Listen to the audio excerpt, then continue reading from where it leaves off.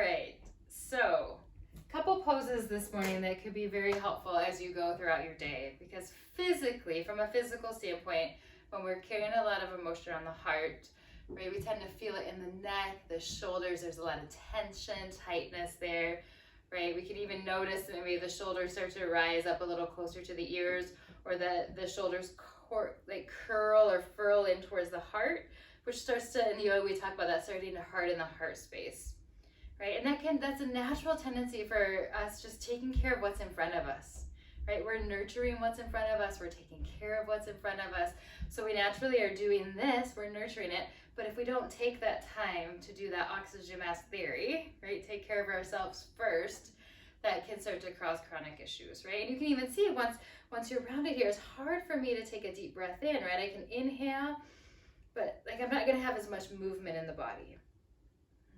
So the idea for some of these poses this morning is just to open up a bit, right? Easy, doesn't take a lot of time, doesn't take a yoga, don't need a yoga mat, you don't need a lot of time or space, just some simple techniques. So one that you can easily integrate into your day, whatever you're doing, is just to interlace those hands behind you, right? Now, if you are tight in your shoulders and the hands aren't coming together, use a hand towel from your bathroom, connect the hands, so it would look something like this, right? And then you would inhale, lift the heart, the chest, right? If you can interlace those fingers, lift here, and you can already feel that opening in the front of the shoulders, the chest, right? For me, this is where I tend to carry a lot of tightness and tension, right? So even just hanging out here, taking a couple deep breaths. And you can drop your head to one side, give your jaw a little wiggle, right? Just find some release.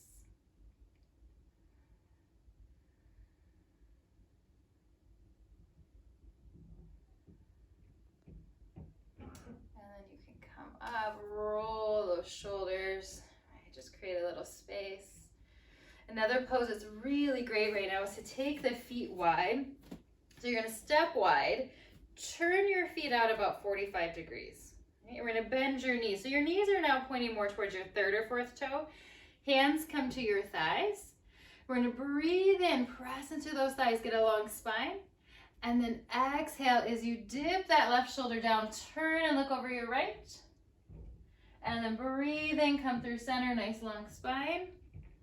And breathe out, dip that right shoulder down, look over the left.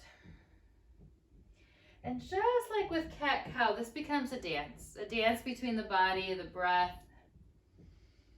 Right? The breath is an inhale for a count of 4. Exhale for a count of 4. And see if you can slow down the movement to match the breath. And then you can really stay there as long as you need to. And it helps open up that heart space. It's good to release tension from the back body. It's good for digestion. So then we'll stand here. Another great pose that you can do in this time is a child's pose. We did child's pose yesterday, but a slightly modified one here. So I'm going to roll up my yoga mat and show you a couple of variations of the last 2 poses. So you could roll up a yoga mat at home if you have one. If not, just roll up a blanket. And if you can't get some thickness to it, roll a rolled up blanket inside another blanket, so you get some density or some thickness. So option 1 is you take child's pose, which we did yesterday. Big toes together, knees apart. You can settle in here, right? You can even take a little pillow or a towel under the forehead to support the neck, right? And then we're going to bring the hands into prayer position and bring the thumbs towards the back of the head.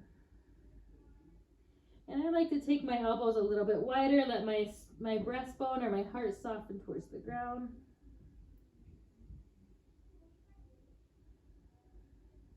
You can stay there. If you don't find a lot of opening here, you can even elevate your elbows on that bolster that you've created, and maybe your forehead catches the edge there. And then you just settle in, you stay. You sink into that breath.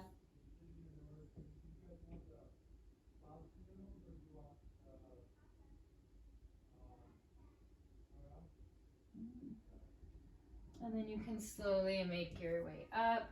We're gonna actually come back up to seated. There's one more pose that I think is really beneficial. So if you're at a wall, you would take your hand, turn your thumb up. Your fingers point towards that wall behind you. Right, so you're gonna put your full handprint on that wall. So my right hand is in the wall. I'm gonna tuck my left hand behind me. My feet are together, and I'm gonna turn my toes away from that wall, keeping my hand fully on the wall. Now my right wrist is in line with my shoulder, right? So I'm gonna start to turn my heart, my chest away from the wall, right? You can stay here, or you can start to drop that left ear towards the left shoulder, right? And there's a nerve that runs here, so it's a neural stretch as well, so you might feel some tingling, and as long as it doesn't verge on the edge of pain, right? But it's a great opener for the front of the shoulder. Right, and then to come out, you would bring the head up, right? Release that left arm, slowly turn around. You would do that second side. All right, so wrap the right hand, toes start to turn in, or turn away from the wall, right ear to right shoulder.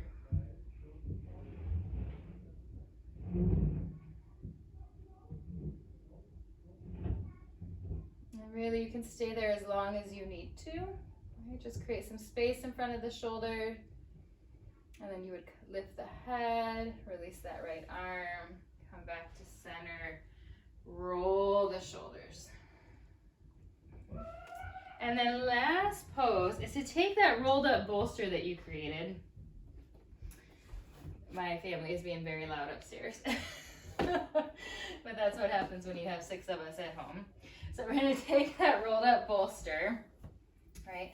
And you're gonna recline on this, so your head is on there. So you're gonna sit in front of that, recline back, have your head supported, and then your arms can come out to a T. And I like to turn the palms up so you get more of that opening in the front of the shoulders, the chest.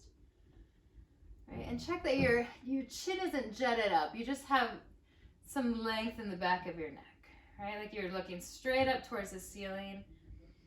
And then maybe this is the only pose you need today. Maybe you just stay here, right? So much opening around the heart. If you're feeling a lot of emotion, a lot of intensity today, this is a great place to stay, to settle into that breath, right? And you can keep the knees bent. You can extend the legs long, or even bring the feet in butterfly pose. See if you can take that full breath in, feel the collarbones rise at the top of the inhale, and that softening, releasing action on the exhale. And like I said, that might be the only pose you need today, just something that's opening, restorative, and you stay right there. So those are a few options to just create some energetic some opening around the heart, energetically and physically. So, peace be with you, yogis. Have a wonderful day. Namaste.